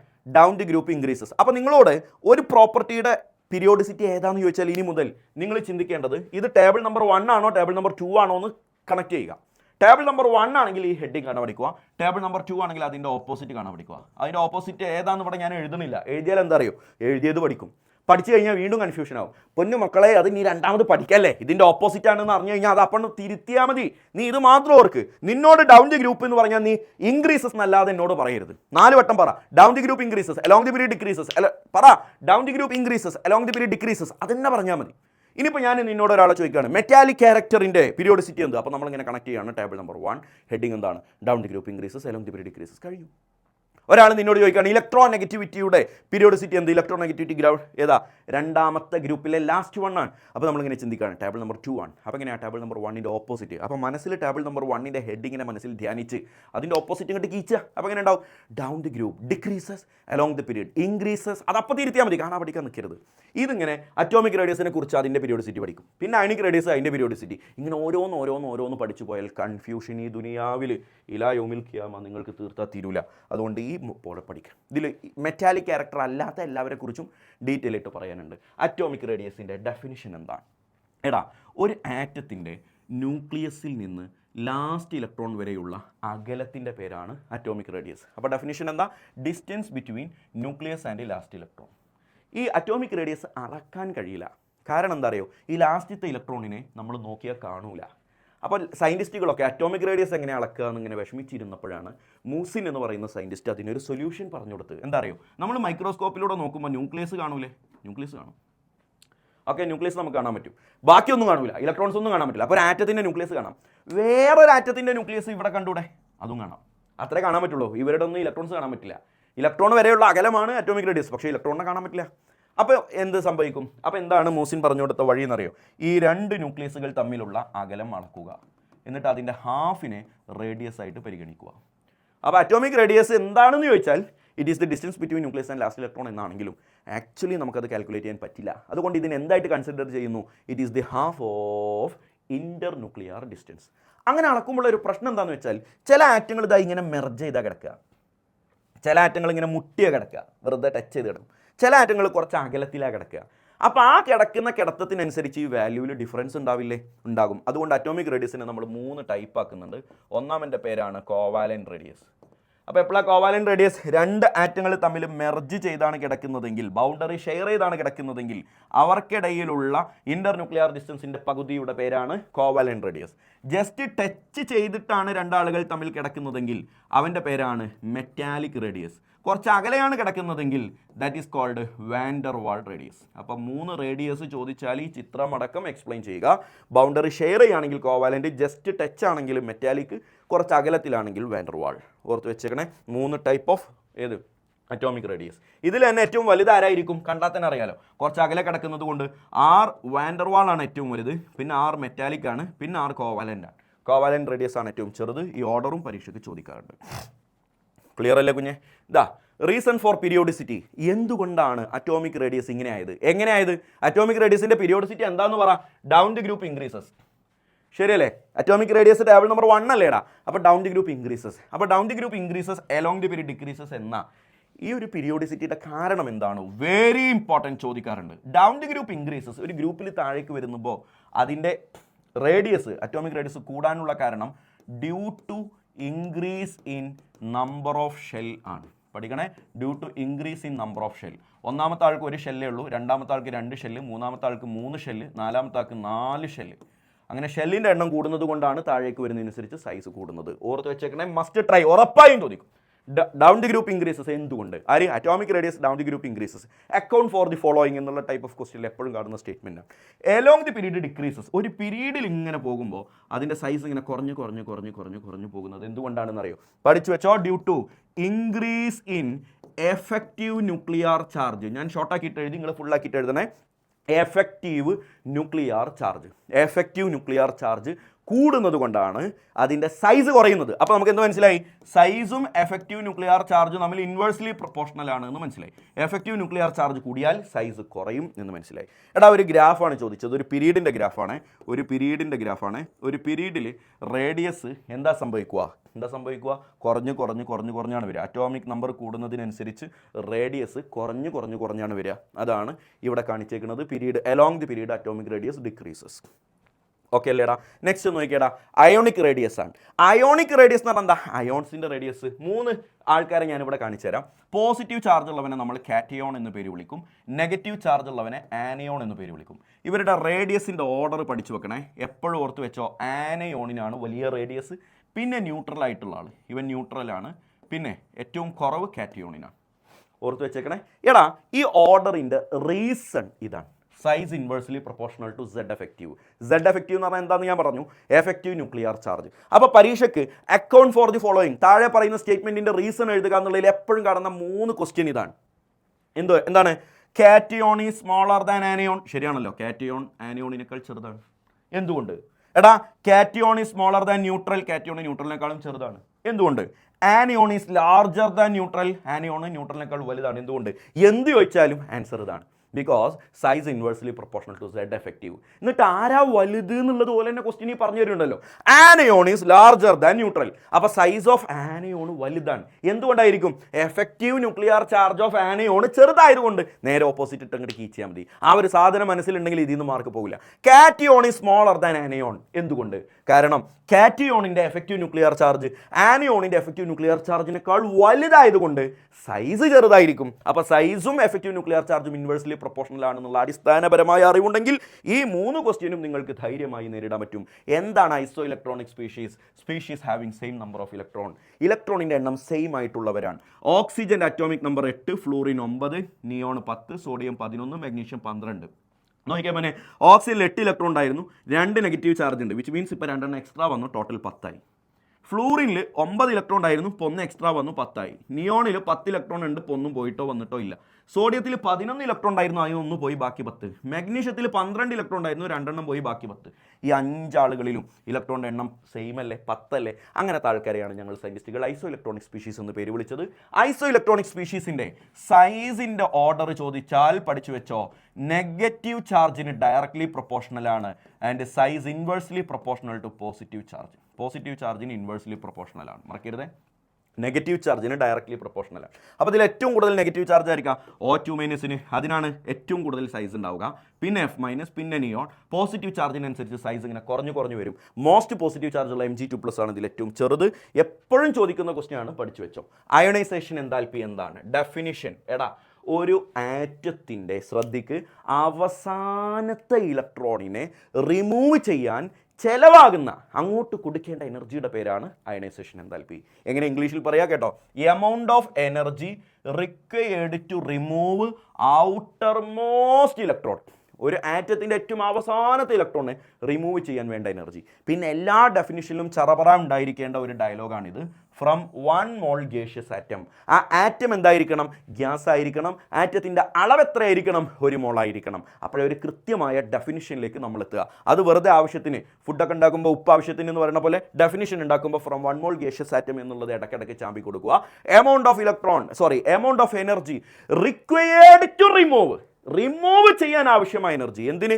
Outer most electron. എവിടെ നിന്ന്? From 1 mole gaseous atom. എടാ, 3 ഫാക്ടറുകളുണ്ട് അയണൈസേഷൻ എൻതാൽപ്പിയെ ബാധിക്കുന്ന 3 ഫാക്ടർ. ഒന്ന് സൈസും അയണൈസേഷൻ എൻതാൽപ്പിയും ഇൻവേഴ്സ്ലി പ്രൊപ്പോർഷണലാണ്. നോട്ട് ചെയ്ത് നോക്ക്. അയണൈസേഷൻ എൻതാൽപ്പി സൈസ് കൂടിയാൽ അയണൈസേഷൻ എൻതാൽപ്പി കുറയും. നോട്ട് ചെയ്ത് നോക്ക്. സ്ക്രീനിങ് എഫക്റ്റും അയണൈസേഷൻ എൻതാൽപ്പിയും. എടാ, അയണൈസേഷൻ എൻതാൽപ്പി സ്ക്രീനിങ് എഫക്റ്റിന് ഡയറക്ട്ലി പ്രൊപ്പോർഷണലാണ്. അപ്പോൾ സ്ക്രീനിങ് എഫക്റ്റ് ഒരിടത്ത് കൂടുതലാണ് എന്ന് പറഞ്ഞാൽ അയണൈസേഷൻ എൻതാൽപ്പി, ഒരു മിനിറ്റ്, സ്ക്രീനിങ് എഫക്റ്റ് കൂടുതലാണ് എന്ന് പറഞ്ഞാൽ അയണൈസേഷൻ എൻതാൽപ്പി കുറവാണെന്നാണ്. അപ്പോൾ പഠിപ്പിച്ചത് ഇത് ഡയറക്റ്റ്ലി അല്ല, ഇൻവേഴ്സ്ലി ആണ് കേട്ടോ. സ്ക്രീനിങ് എഫക്റ്റ് എന്താണെന്ന് നിങ്ങൾക്കറിയാം. ന്യൂക്ലിയസിൻ്റെ അട്രാക്ഷൻ ലാസ്റ്റ് ഇലക്ട്രോണിലേക്ക് എത്താതെ കീപ്പ് ചെയ്യലാണ്. അപ്പോൾ എത്താതിരുന്നാൽ ലാസ്റ്റ് ഇലക്ട്രോൺ ലൂസ്ലി ബൗണ്ടഡ് ആയിരിക്കും, പെട്ടെന്ന് തന്നെ ആ ഇലക്ട്രോൺ അവിടെ നിന്ന് റിമൂവ് ചെയ്യാൻ പറ്റും. Ionisation enthalpy inversely proportional to screening effect ആണ്. Okay, inversely proportional to screening effect ആണ്. And the last one, electronic configuration. നല്ല സ്റ്റേബിൾ ഇലക്ട്രോണിക് കോൺഫിഗറേഷൻ ആണ് ഒരാൾക്കുള്ളതെന്ന് വിചാരിക്കുക. അവിടെ ഹൈ അയണൈസേഷൻ എൻതാൽപ്പിയാണ്. ഈ 3 പോയിന്റ് വൃത്തിയായിട്ട് നോട്ട് ചെയ്ത് വെച്ചോ. സ്റ്റേബിൾ ഇലക്ട്രോണിക് കോൺഫിഗറേഷൻ ഉണ്ടെങ്കിൽ അയണൈസേഷൻ എൻതാൽപ്പിയുടെ വാല്യൂ വളരെ വലുതായിരിക്കും. എടാ മോനെ, 2 മാർക്കിന് ക്വസ്റ്റ്യൻ ചോദിക്കും. ഫാക്ടേഴ്സ് ഇൻഫ്ലുവൻസിങ് അല്ലെങ്കിൽ factors affecting ionisation enthalpy frequently asking question ആണ്. Very very very very important question ആണ് ഇനി ഞാൻ ഈ പറയാൻ പോകുന്നത്. Ionisation enthalpy of second period elements നിങ്ങൾക്ക് എല്ലാവർക്കും അറിയാവുന്ന കാര്യമാണ്. എന്നാലും ആരെങ്കിലും അറിയാത്തവരുണ്ടെന്ന് കരുതി ഞാൻ ഒന്നുകൂടെ എക്സ്പ്ലെയിൻ ചെയ്യാൻ. Lithium, beryllium, boron, carbon, nitrogen, oxygen, fluorine, neon. ഇതാണ് ഒരു പീരീഡ്. അയണൈസേഷൻ എൻതാൽപ്പിയുടെ റൂള് പ്രകാരം എലോങ് എ പീരീഡ് എന്ത് സംഭവിക്കുന്നു? എടാ അയണൈസേഷൻ എൻതാൽപ്പി ടേബിൾ നമ്പർ 2 ആണ്. അപ്പോൾ ടേബിൾ നമ്പർ 2വിൻ്റെ ഹെഡിങ് എന്തായിരുന്നു? ഓപ്പോസിറ്റ് ആണ്. ടേബിൾ നമ്പർ 1ൻ്റെ opposite. Down the group decreases along the period increases എന്നതാണ് റൂള്. അപ്പോൾ ലിഥിയത്തെക്കാൾ ബെറിലിയത്തിന് കൂടണം, അതിനേക്കാൾ ബോറോണിന് കൂടണം, അതിനേക്കാൾ കാർബണിന്, പിന്നെ നൈട്രജന്, പിന്നെ ഓക്സിജൻ, അങ്ങനെ അങ്ങനെ അങ്ങനെ കൂടി പോവാണ് വേണ്ടത്. എന്നാൽ വളരെ ഇമ്പോർട്ടൻ്റ് ആയിട്ടുള്ള 2 എക്സെപ്ഷൻ ഇവിടെ ഉണ്ട്. നൈട്രജനും ഓക്സിജനും ബെറിലിയവും ബോറോണും. Very important exception. ലിഥിയം കഴിഞ്ഞാൽ ഇവരെ ഈ ബോക്സിലുള്ള ആൾക്കാരെ തിരിച്ചെഴുതാം. ലിഥിയം കഴിഞ്ഞാൽ ഇതിലുള്ള ആൾക്കാരെ തിരിച്ചു പറ ബോറോൺ, പിന്നെ ബെറിലിയം, പിന്നെ കാർബൺ, ഇത് തിരിച്ചു പറ ഓക്സിജൻ, നൈട്രജൻ. പുറത്തുള്ള ആൾക്കാരൊന്നും കഥ അറിയണില്ല, ഇങ്ങനെ എഴുതുക. എന്നിട്ട് അങ്ങോട്ട് കുട്ടി കൊടുക്കുക. അതാ ലിഥിയത്തെക്കാൾ കൂടുതൽ ബോറോണിനാണ്, ബെറിലിയത്തിനല്ല. അതിനേക്കാൾ കൂടുതലാണ് ബെറിലിയം, പിന്നെ കാർബൺ, പിന്നെ ഓക്സിജൻ, പിന്നെ നൈട്രജൻ, പിന്നെ ഫ്ലൂറിൻ, പിന്നെ നിയോൺ. ഇങ്ങനെ എഴുതിയാലേ ശരിയാകുള്ളൂ. Very important question. എടാ ഇവിടെ പരീക്ഷയ്ക്ക് ഇങ്ങനെ ചോദിക്കാറുണ്ട്. സെക്കൻഡ് പീരീഡ് എലമെൻറ്റിൻ്റെ ഓർഡർ ഇങ്ങനെ തന്നെ ചോദിക്കാറുണ്ട്. അല്ലെങ്കിൽ ബെറിലിയത്തിന് എന്തുകൊണ്ടാണ് ബോറോണിനേക്കാൾ കൂടുതലായത് എന്ന് ചോദിക്കാറുണ്ട്. നൈട്രജൻ എന്തുകൊണ്ടാണ് ഓക്സിജനേക്കാൾ കൂടുതലായത് എന്നും ചോദിക്കാറുണ്ട്. വെരി ഇമ്പോർട്ടൻറ്റ്, പഠിച്ചു വെച്ചോ. ബെറിലിയത്തിൻ്റെ ഇലക്ട്രോണിക് കോൺഫിഗറേഷൻ 2s2 എന്നാണ്. That is A full filled configuration. Full filled configuration ആണെങ്കിൽ അത് സ്റ്റേബിൾ ആണ്. സ്റ്റേബിൾ ആകുമ്പോൾ തൊട്ട് മുമ്പ് ഞാൻ പഠിപ്പിച്ചു, സ്റ്റേബിൾ ആണെങ്കിൽ ഹൈ അയണൈസേഷൻ എൻതാൽപ്പിയാണ്. അപ്പോൾ അവിടെ എക്സെപ്ഷണലി അയാൾക്ക് ഹൈ അയണൈസേഷൻ എൻതാൽപ്പിയാണ്. ഇയാൾ ഭയങ്കര സ്റ്റേബിൾ ആയതുകൊണ്ട് അവിടെ ഹൈ അയണൈസേഷൻ എൻതാൽപ്പിയാണ്. അതുകൊണ്ടാണ് ബെറിലിയത്തിൻ്റേത് കൂടുതലായത്. എടാ നൈട്രജൻ 2s2 2p3 ആണ്. നിങ്ങൾക്ക് കണ്ടറിയാം, പിയിൽ 6 എണ്ണല്ലേ കൊള്ളുക, അവിടെ 3 എണ്ണമായി. Which means this is half filled കോൺഫിഗറേഷനാണ്. ഹാഫ് ഫിൽഡ് കോൺഫിഗറേഷനാണ്. ഹാഫ് ഫീൽഡ് ആകുമ്പോൾ അതും ഈ പറഞ്ഞ പോലെ സ്റ്റേബിളാണ്. സ്റ്റേബിൾ ആകുമ്പോൾ ഹൈ അയണൈസേഷൻ എൻതാൽപ്പിയാണ്. അപ്പോൾ എന്തുകൊണ്ടാണ് അയണൈസേഷൻ എൻതാൽപ്പി ഓഫ് നൈട്രജൻ ഓക്സിജനേക്കാൾ കൂടുതലായത്? നിങ്ങളിത് കാണും, മരണത്തിന് മുമ്പ് നിങ്ങളിത് കാണും. എന്തുകൊണ്ടാണ് ബെറിലിയത്തിൻ്റെ അയണൈസേഷൻ എൻതാൽപ്പി ബോറോണിനേക്കാൾ കൂടുതലായത്? പരീക്ഷയ്ക്ക് ഇത് ചോദിക്കും.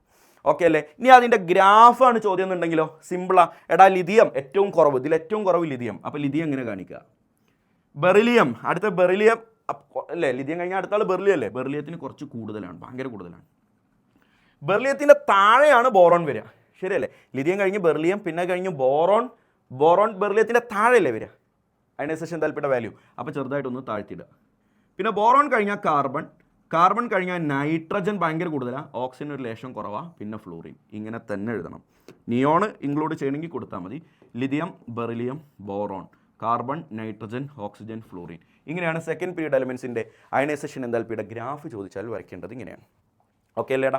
ഇലക്ട്രോൺ ഗെയിൻ എൻതാൽപ്പി ഇപ്പോൾ തീരും, ശരിക്കും പഠിച്ചോ. ഇലക്ട്രോൺ ഗെയിൻ എൻതാൽപ്പി ഡെഫിനിഷൻ എന്താ? നേരത്തെ അതിൻ്റെ നേരെ ഓപ്പോസിറ്റ്. നേരത്തെ അവിടുന്ന് ഒരു ഇലക്ട്രോൺ ഇങ്ങോട്ട് എടുക്കല്ലായിരുന്നു, ഇപ്പോൾ ഇലക്ട്രോൺ അങ്ങോട്ട് കൊടുക്കുകയാണ്. അപ്പോൾ ഒന്നിരിക്കൽ എനർജി അവിടുന്ന് റിലീസ് ചെയ്യും, അല്ലെങ്കിൽ എനർജിയും അങ്ങോട്ട് തന്നെ കൊടുക്കേണ്ടി വരും. രണ്ടും സംഭവിക്കാം. ഒരു ഇലക്ട്രോൺ നമ്മളൊരു ആറ്റത്തിന് കൊടുക്കുമ്പോൾ ചിലപ്പോൾ എനർജി അവിടുന്ന് ഇങ്ങോട്ട് കിട്ടും, ചിലപ്പോൾ എനർജി അങ്ങോട്ട് കൊടുക്കേണ്ടി വരും. എന്താണെങ്കിലും അതിൻ്റെ പേര് ഇലക്ട്രോൺ ഗെയിൻ എൻതാൽപ്പി എന്നാണ്. വായിച്ചു നോക്കിയേ.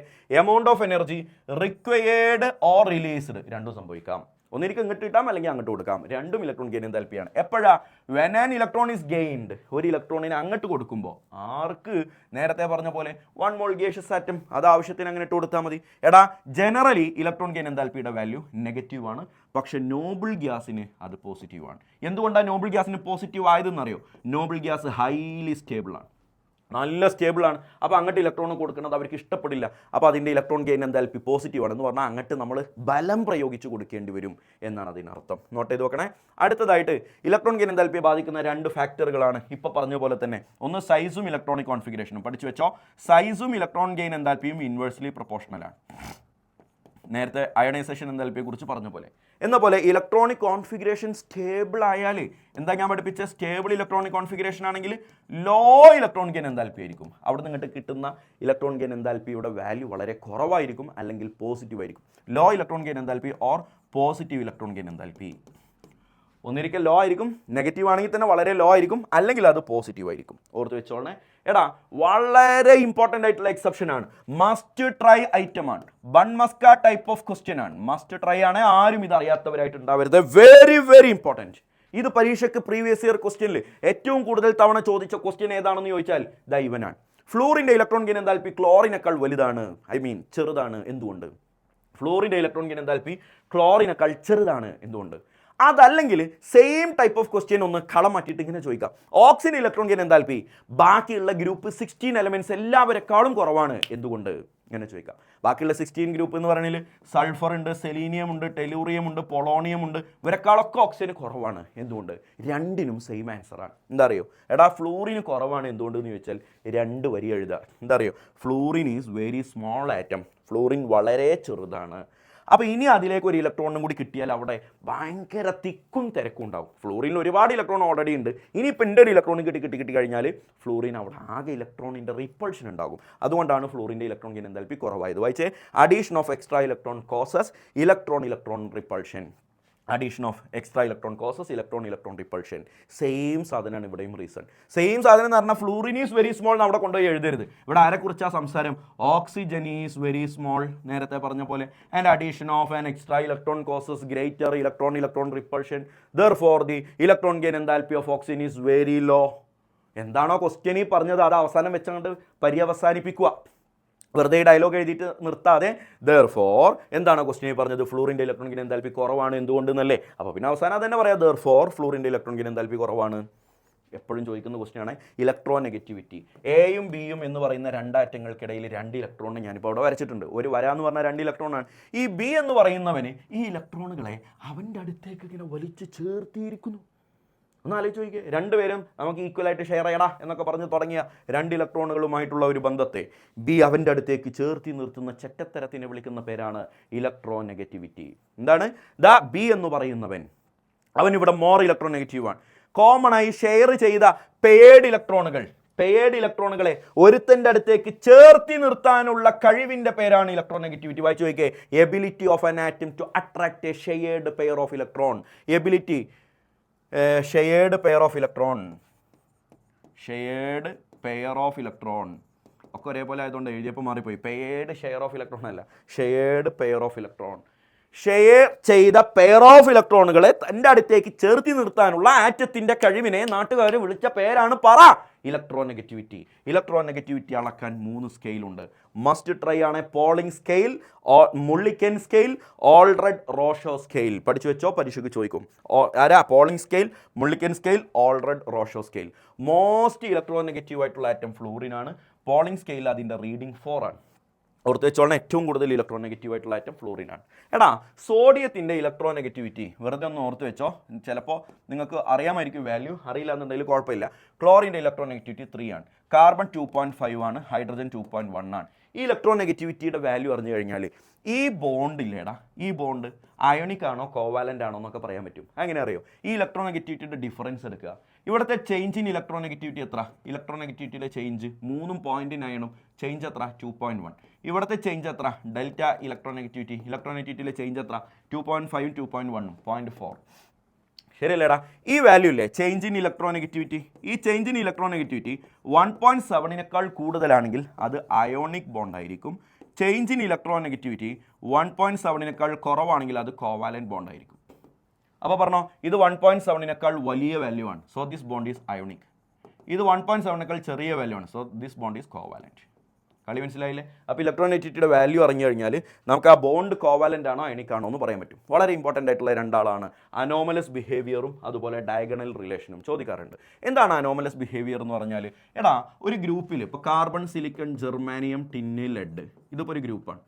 ഈ ഗ്രൂപ്പിൽ ആദ്യത്തവനല്ലാത്ത എല്ലാവരും, ഫസ്റ്റ് മെമ്പർ അല്ലാത്ത എല്ലാവരും ഒരേ സെയിം പ്രോപ്പർട്ടി ഉണ്ടാകും. ഫസ്റ്റ് മെമ്പറിന് ആ പ്രോപ്പർട്ടീസിൽ കുറേ ഡിഫറൻസ് ഉണ്ടാവും. ആ ഡിഫറൻസിനെ വിളിക്കുന്ന പേരാണ് anomalous behaviour. Difference in properties ആരുടെ? By first member of group. ഒരു ഗ്രൂപ്പിൽ ആദ്യത്തെ മെമ്പർ കാണിക്കുന്ന കുറുമ്പിൻ്റെ പേരാണ്, കോമൺ ആയിട്ടുള്ള പ്രോപ്പർട്ടീസിൽ നിന്ന് കാണിക്കുന്ന കുറുമ്പിൻ്റെ പേരാണ് അനോമലസ് ബിഹേവിയർ. അവിടെ എന്താണ് അതിൻ്റെ റീസൺ എന്ന് ചോദിക്കാറുണ്ട്. ഫസ്റ്റ് മെമ്പറിൻ്റെ സ്മോൾ സൈസ് വളരെ ചെറുതായിരിക്കും, അയാളുടെ അയണൈസേഷൻ എന്താൽപ്പി വളരെ കൂടുതലായിരിക്കും. മോസ്റ്റ് ഇമ്പോർട്ടൻറ്റ് റീസൺ ഇതാണ്. ബാക്കിയുള്ള എല്ലാവരിലും വാക്കൻ്റ് ഡി ഓർബിറ്റൽ ഉണ്ടാവും, ഒഴിഞ്ഞടക്കുന്ന ഡി ഓർബിറ്റൽ, പക്ഷെ അത് ഫസ്റ്റ് മെമ്പർക്ക് ഉണ്ടാവില്ല. അപ്പോൾ ഇതിൽ ഏതെങ്കിലും ഒരു റീസണെ എഴുതാൻ പറഞ്ഞിട്ടുള്ളെങ്കിൽ ഇത് എഴുതൽ നിർബന്ധമാണ്, absence of vacant D orbital. അപ്പോൾ ഒരു ഗ്രൂപ്പിലെ എല്ലാ മെമ്പറിനേക്കാളും ഫസ്റ്റ് മെമ്പർ കാണിക്കുന്ന ഡിഫറൻസിൻ്റെ പേരാണ് അനോമലസ് ബിഹേവിയർ. ഡയഗണൽ റിലേഷൻ അറിയില്ലേടാ? Lithium, beryllium, boron. Okay, carbon. Okay, ഇതിൻ്റെ താഴെയുള്ള ആൾക്കാരാരാ? Sodium, magnesium, aluminium, silicon. ലിഥിയത്തിന് ഇതിൽ ഒരാളോടൊരു ക്രഷ് ഉണ്ട്. ലിഥിയത്തിന് ക്രഷ് ഉള്ള ആളാരാണെന്ന് അറിയോ? മഗ്നീഷ്യം. ഓല് രണ്ടാളും കുറേ കാര്യങ്ങൾ ഒരേപോലെയാണ്. ബെറിലിയം, അലുമിനിയം കുറേ കാര്യങ്ങൾ ഒരുപോലെയാണ്. ബോറോണും സിലിക്കണും കുറേ കാര്യങ്ങളിൽ ഒരുപോലെയാണ്. ഇങ്ങനെ ഡയഗണലി ഓപ്പോസിറ്റ് ആയിട്ടുള്ള എലമെൻറ്റുകളോട് കാണിക്കുന്ന സിമിലാരിറ്റി ഇൻ പ്രോപ്പർട്ടീസിനെ ഞങ്ങൾ സയൻറ്റിസ്റ്റുകളിൽ ഓമനിച്ച് വിളിച്ച പേരാണ് ഡയഗണൽ റിലേഷൻ.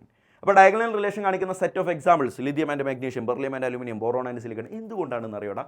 ഈ രണ്ടാൾക്കാരില്ലേടാ ലിഥിയോ മാഗ്നീഷ്യം, അവർക്കൊക്കെ ഏകദേശം ഓൾമോസ്റ്റ് 3 കാര്യങ്ങൾ ഏകദേശം സെയിം ആയിരിക്കും. അതാരാന്നാണ് പഠിച്ചു വെച്ചതിൻ്റെ റീസൺ ആയി. ആരാ? Size, ionisation enthalpy, electron gain enthalpy. പഠിച്ചോ? സൈസും അയണൈസേഷൻ താല്പിയും ഇലക്ട്രോൺ ഗെയിൻ താല്പിയും ഓൾമോസ്റ്റ് സിമിലർ ആയതുകൊണ്ടാണ് അവർക്ക് ഇങ്ങനെ ഒരു ഡയഗണൽ റിലേഷൻ കാണിക്കാൻ പറ്റുന്നത്. Lithium, beryllium, boron, carbon, nitrogen, oxygen, fluorine, sodium, magnesium, aluminium, silicon, phosphorus, sulphur, chlorine. ഈ പറഞ്ഞ ആൾക്കാരുടെയൊക്കെ വാലൻസി നിന്നോട് ചോദിച്ചാൽ സിമ്പിളാണ്. 1 മുതൽ അങ്ങോട്ട് എണ്ണിയാൽ മതി. 1, 2, 3, 4, 3, 2, 1. മാക്സിമം 4 വരെ എണ്ണ. പിന്നെ അവിടെ നിന്ന് അങ്ങോട്ട് കുറച്ച് എണ്ണ. അതായത് നമ്മൾ 5, 6, 7, 8 നല്ല എണ്ണ. 1, 2, 3, 4 വരെ എണ്ണ. പിന്നെ 3, 2, 1. ഇതാണ് അവരുടെയൊക്കെ ഗ്രൂപ്പ് വാലൻസി. ലിഥിയം, സോഡിയത്തിൻ്റെ valency 1, beryllium, magnesium 2, boron, aluminium 3. അങ്ങനെ കിട്ടിക്കഴിഞ്ഞാൽ നമുക്ക് അവർ തമ്മിലുണ്ടാകുന്ന കോമ്പൗണ്ടിൻ്റെ ഫോർമുല പ്രെഡിക്റ്റ് ചെയ്യാൻ പറ്റും. അതായത് അലുമിനിയത്തിൻ്റെ വാലൻസി ഇപ്പോൾ ടേബിളിലുണ്ട് 3 ആണ്. ഓക്സിജൻ്റെ വാലൻസി 2 ആണെന്ന് നമുക്കറിയാം. ഇത് രണ്ടും ക്രോസ് ചെയ്ത് കഴിഞ്ഞാൽ അലുമിനിയം ഓക്സിജനും തമ്മിലുള്ള കോമ്പൗണ്ടിൻ്റെ ഫോർമുല കിട്ടും. അപ്പോൾ എങ്ങനെ ഉണ്ടാകും? ഈ 2 ഇങ്ങോട്ട് വരട്ടെ, ഈ 3 ഇങ്ങോട്ട് പോട്ടെ. അപ്പം ഉണ്ട് Al2O3 എന്ന് വരും. കളി മനസ്സിലായില്ലേ? Carbon and chlorine. കാർബണിൻ്റെ വാലൻസി 4, ക്ലോറിൻ്റെ വാലൻസി 1. ഇതൊക്കെ ഇവിടെ ഉണ്ട്. ക്ലോറിൻ്റെ വാലൻസി 1, കാർബണിൻ്റെ വാലൻസി 4. അപ്പോൾ എങ്ങനെയാടാ ക്രോസ് ചെയ്യും? ഇങ്ങനെ കഴിഞ്ഞാൽ CCl4. ഓക്കെ അല്ലേടാ? മാഗ്നീഷ്യം 2 ആണ്, നൈട്രജൻ 3 ആണ്. അപ്പോൾ എങ്ങനെ ഉണ്ടാവും? Mg3N2. ഓക്കെ, ലിഥിയം 1 ആണ്, ഓക്സിജൻ 2 ആണ്. അപ്പോൾ എങ്ങനെ ഉണ്ടാവും? Li2O. ഇനി ഞാൻ ഒന്നുകൂടെ ഇവിടെ എഴുതുന്നുണ്ട്, മാഗ്നീഷ്യം ആൻഡ് സൾഫർ. മാഗ്നീഷ്യം 2 ആണ്, സൾഫറും 2 ആണ്. അപ്പോൾ Mg2S2 എന്ന് വേണ്ട, രണ്ടും കോപ്പണായിട്ട് കട്ട് ചെയ്താൽ Mgs. Carbon and oxygen. Carbon 4 ആണ്, ഓക്സിജൻ 2 ആണ്. അപ്പോൾ C2O4 എന്നാണ് കിട്ടുക. പക്ഷേ അതിനെ കട്ട് ചെയ്ത് കഴിഞ്ഞാൽ CO2. മനസ്സിലായില്ലേടാ? ആൻഡ് ഫൈനലി ഇമ്പോർട്ടൻ്റ് ആണ്, വളരെ ഇമ്പോർട്ടൻ്റ് ആണ്, വളരെ പ്രസിദ്ധമായിട്ടുള്ള ക്വസ്റ്റ്യൻ ആണ് ഓക്സൈഡ്സ്. 4 ടൈപ്പ് ഓക്സൈഡുകളുണ്ട്. ഓക്സൈഡ് എന്ന് പറഞ്ഞാൽ ഓക്സിജൻ കണ്ടെയ്നിങ് ആയിട്ടുള്ള കോമ്പൗണ്ടുകൾ 4 ടൈപ്പ് ഉണ്ട്. ആസിഡിക് ഉണ്ട്, ബേസിക് ഉണ്ട്, ന്യൂട്രൽ ഉണ്ട്. എന്താ ന്യൂട്രൽ എന്ന് പറഞ്ഞാൽ? ആസിഡും ബേസും അല്ലാത്തവൻ. 4മത്തതാണ് ആംഫോട്ടറിക്. ആംഫോട്ടറിക് എന്ന് പറഞ്ഞാൽ ആസിഡായിട്ടും ബേസായിട്ടും ബിഹേവ് ചെയ്യാൻ പറ്റുന്നവൻ. Acidic acid, basic base, neutral രണ്ടുമല്ല, ആംഫോട്ടറിക് രണ്ടുമാണ്. NCERT തന്ന എക്സാമ്പിൾസ് ആണ്. വേഗം സ്ക്രീൻഷോട്ട് എടുത്ത് വെച്ചോ, പഠിച്ചോ. വെരി ഇമ്പോർട്ടൻറ്റ്, പരീക്ഷയ്ക്ക് ചോദിച്ചിരിക്കും. അസിഡിക് ഓക്സൈഡിന് example Cl2O7, basic oxide Na2OMgO. Acidic oxide ആരായിട്ട് ഉണ്ടാക്കുക എന്നുള്ളതൊന്ന് ഓർത്ത് വെച്ചോ. നോൺ മെറ്റൽസ് ആണ് അസിഡിക് ഓക്സൈഡ് ഉണ്ടാക്കുക. ക്ലോറിൻ ഒരു നോൺ മെറ്റൽ ആണല്ലോ. നോൺ മെറ്റൽസ് ആണ് അസിഡിക് ഓക്സൈഡ് ഉണ്ടാവുക. എന്നാൽ മെറ്റൽസ് ആണ് അസിഡിക് ഓക്സൈഡ്, ബേസിക് ഓക്സൈഡ് ഉണ്ടാക്കുക. സോഡിയം, മാഗ്നീഷ്യം, പിന്നെ നമ്മുടെ ആ ഗ്രൂപ്പിലുള്ള സോഡിയം, ലിഥിയം, പൊട്ടാസ്യം, ആ പറഞ്ഞ ആൾക്കാരൊക്കെ മാഗ്നീഷ്യം, കാൽസ്യം, അവരുടെ ഒക്കെ ഓക്സൈഡുകൾ എന്തായിരിക്കും? ബേസിക് ആയിരിക്കും. ഇനി ന്യൂട്രൽ ആയിട്ടുള്ള ആൾക്കാർക്ക് പാട്ടുപാടി പഠിച്ചോ. CONON2O പഠിച്ചേ. CONON2O പഠിച്ചേ. CONON2O NCERT. ആംഫോട്ടറിക് രണ്ടുമായും ബിഹേവ് ചെയ്യാൻ പറ്റുന്ന ഒരു 8.5 ടൈപ്പ്, അങ്ങനത്തെ ആൾക്കാരാണ് amphoteric. Amphoteric very very very important, എക്സാമിന് 2 വട്ടം ചോദിച്ചിട്ടുണ്ട്. ഈ 2 ആൾക്കാർ NCERTയിൽ ഉള്ളതാണ്. Al2O3, As2O3. ഇതെൻ്റെ വകയാണ്. ZNO. That's all about the chapter classification of elements. എടാ +2ൻ്റെ ട്യൂഷന് ജോയിൻ ചെയ്യുന്ന കാര്യം മറക്കണ്ട. വേഗം കോൺടാക്ട് ചെയ്താൽ സീറ്റ് ബുക്ക് ചെയ്ത് വെക്കാം. ബാക്കിയൊക്കെ പിന്നെ പൈസ അടക്കലും ബാക്കി കാര്യങ്ങളൊക്കെ നമുക്ക് പിന്നീട് ചർച്ച ചെയ്യാം. സീറ്റ് ബുക്ക് ചെയ്ത് വെച്ചോ. പരീക്ഷയുടെ ടൈമിൽ തന്നെ സീറ്റ് ബുക്ക് ആവാനുള്ള, കംപ്ലീറ്റ് ആവാനുള്ള ചാൻസ് വളരെ കൂടുതലാണ്. അടുത്ത വീഡിയോയിൽ കാണാം. താങ്ക്